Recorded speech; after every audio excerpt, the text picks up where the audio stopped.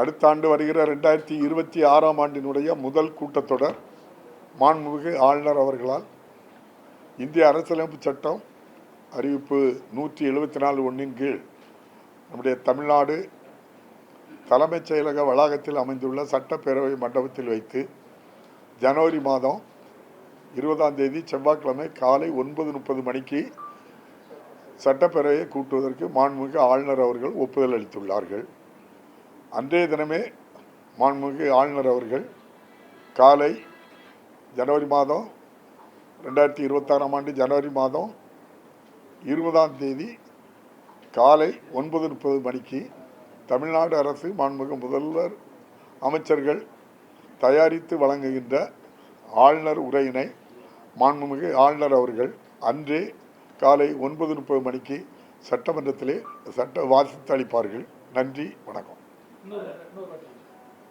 இன்னொரு வாட்டியா?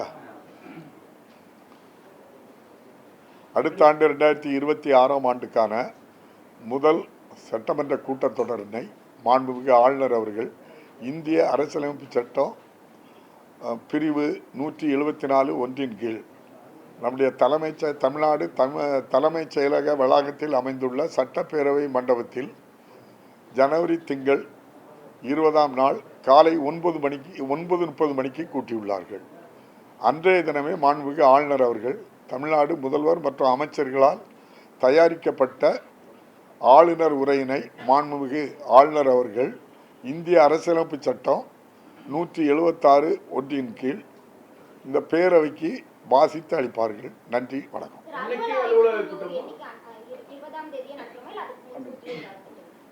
அது நான் அன்னைக்கு தான் நடத்துவோம்.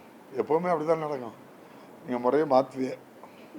நம்ம தமிழ்நாட்டில் எதையும் மாற்றுவோமா? மரபுகளை மாற்றவே மாட்டோம். அதே மரபு தான் நடக்கும். மாண்புமிகு ஆளுநர் அவர்கள்